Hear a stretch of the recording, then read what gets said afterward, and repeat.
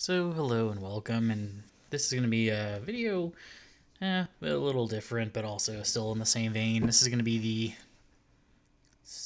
third to the last video on the Denver-centric routes. And before we get into that, I do have to get a little bit of housekeeping. Eventually, there is going to be the Colorado Eagle, which will be the next one in this vein type of videos that will be made. And it's going to be the Texas Zephyr is going to be the last one.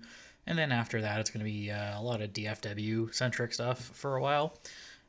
At time of recording this, I have not done any research into that, so we'll just be leaving it there. But the next area of the world will be like Dallas-Fort Worth area, as far as possible explorations and or routes we will be talking about.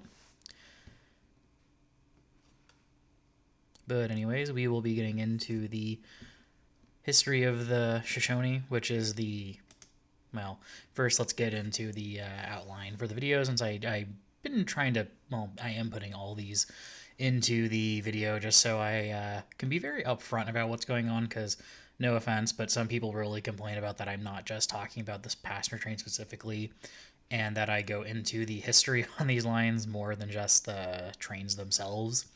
So here's the kind of the roadmap menu of what we'll be doing today. We'll be going into the history of the route. This is going to be one of those routes where it's mostly about the history of the route because of, well, it's not a, we'll get into that. We'll get into some of the personalities involved in the route, a couple familiar faces, a new one, a brief discussion on the passenger trains themselves and the inevitable decline and what's going on now. So the Shoshone is often an overlooked passenger train / route that the Burlington ran between Denver and Billings, Montana, through, well, Cheyenne and the North Platte River, and along and other rivers, as it wasn't the only river it ran through. The overall route is more than just the route that went through Cody, Wyoming, but through Gillette and connecting to Lincoln and Omaha. And as I mentioned, this is going to be one of those videos where I talk more about the railroad and its impact rather than just the passenger trains along them. From a passenger perspective, these trains were basically all secondary routes. Not to mention, one of them was also partially run by the Colorado and Southern, which was a CB&Q subsidiary that connected through to Fort Worth. And when we'll get into that in the Texas Zephyr route when we get into the actual history of the Colorado and Southern and some of the weird idiosyncrasies of that railroad. But anyways, getting into the route itself, the Burlington came to Wyoming in the 1890s due to the mineral resources of the northern part of the state and to connect with the Northern Pacific at Billings. It was one of the hope of Perkins that he'd be able to negotiate trackage rights over the Northern Pacific to Seattle, which would have saved him the expense of building his own railroad. Because mind you, at this point, the Perkins at least was still wanting to build another transcontinental route under his own flag. But this is also the time where he decided that maybe this was not going to happen for him. See any videos I've mentioned the Milwaukee Road in. Which brings us into his secondary plan was that if he couldn't get trackage rights over the Northern Pacific, he was going to push as far west into Montana's mining and timber area, and hopefully all the way to the Pacific somewhere. And I also must make the note that, as is tradition on this channel, I'm not going to mention the various paper railroads the Burlington used to build its lines into Montana and through Wyoming and western Nebraska. I personally just find it dry and complicated and needlessly frustrating, so I just generally skip over it. So yeah, just be warned, I'm not going to go through the lists of East Wyoming and somewhere else railroads. Just not something I find interesting. Anyways, construction started in Alliance, Nebraska in November of 1888, which is where the orange line starts on the map on the page. I'm sorry, the map's still a little bit blurry if you're watching this on mobile, and it's probably not that great if you're watching it on desktop. Sorry about the quality, but this is a low-budget operation. Construction started under the guidance of the Kilpatrick brothers, and the work was done by Collins Contractors of Beatrice, Nebraska. During the construction of this line, the Burlington surveyor Edward Gillette chartered a better path for the railroad through the upper reaches of Wyoming.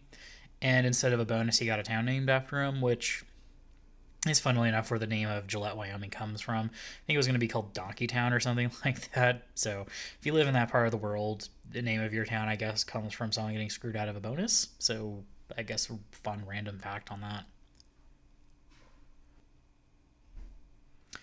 So 5-ish years later, Perkins managed to secure trackage rights over the Northern Pacific, and they made their final push towards Billings. Construction was hindered by a few months due to the Panic of 1893, and once the line was completed to Billings, the construction in Wyoming pretty much stopped until 1900, which is when the construction along the North Platte River started. And this was around the time when Perkins decided to sell the Burlington to James J. Hill. So, yes, these guys on the screen, this is where this whole fun hullabaloo comes in. We'll get to Buffalo Bill Cody in a minute. He's relevant in a little bit. And by 1915, the railroad had reached its current state of affairs. I mean, honestly, into this time, I'm saying current to their time period, but current to now. With the connection to the Colorado and Southern was finished to Cheyenne. And this is also kind of where we get into a little bit about Buffalo Bill. This line is also one of the other famous lines, which is relating back to the Railroad Vacations video from a few months ago, that the Burlington also ran trains to Yellowstone National Park and Estes Park in Colorado. And this was one of the first major pushes for tourism in the region. Other pushes for tourism came from the various dude ranches in Wyoming that advertised through the Burlington, who would bring guests to them, or at least to the towns they were near, which would lead us into the whole Buffalo Bill Cody thing. Buffalo Bill Cody, who was a man who ran a circus of sorts and was the main proponent of building a railroad into Wyoming, or at least the part through Cody and up into Billings, so the blue branch on the previous map. He was a performer and an entertainer who would run reenactments of dramatized performances of Western life, things such as gunfights, skirmishes with the natives like the Sioux, and other fanciful things. Charles Elliott Perkins of the Burlington often entertained him and other famous and cultured people living along the Burlington's rails. Since he was a very hands-on manager, he actually did live in the area. He lived in the West, unlike a lot of people of this time period who would stay in a bigger city somewhere else.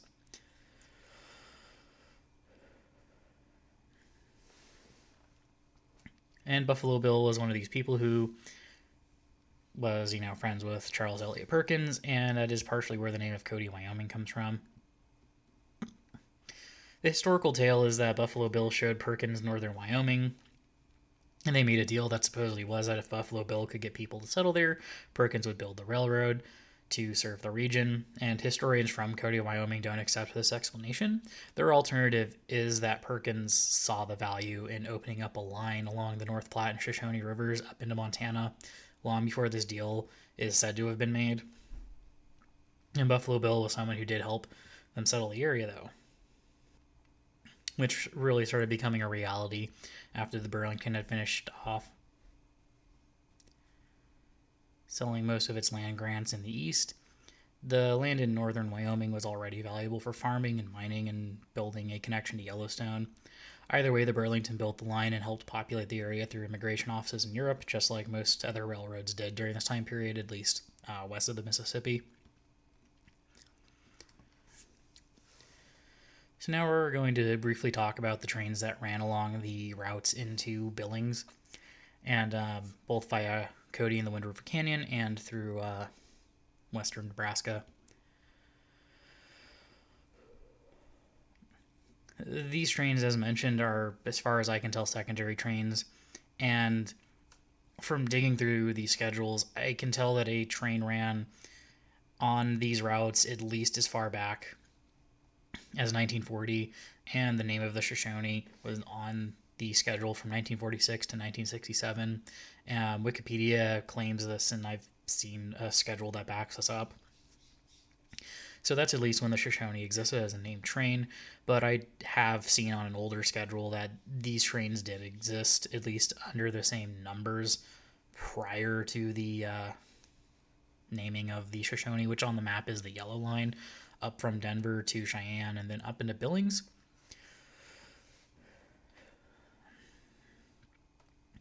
This train ran with heavyweight equipment in some form throughout its existence. And according to the schedule from 1940, as I said, a train with the same numbers did run this route. And likely since the opening of the line in the 19 teens, since a lot of railways did run passenger trains, or at least mixed trains in a lot of areas, they didn't always name them. Sometimes they were just given a number, which the Shoshone route seems to have been one of those. And another thing to note is that other trains did run this route. Or routes, I should say. These were the Adventureland and the General Custer. These trains ran from St. Louis, Kansas City, Lincoln, up to Sheridan, and then into Billings on the green route from Kansas City. I just neglected to show that. Yeah, it does connect us to St. Louis on the map, but oh well. People make mistakes. Anyways, as a final note, there were other trains along this route, like the Zephyr Connection that ran between Cheyenne and Denver after the launch of the Zephyrs, which was to connect Cheyenne with the Denver Zephyr and probably the California Zephyr post it opening as well. And now we're going to get into the decline in present day.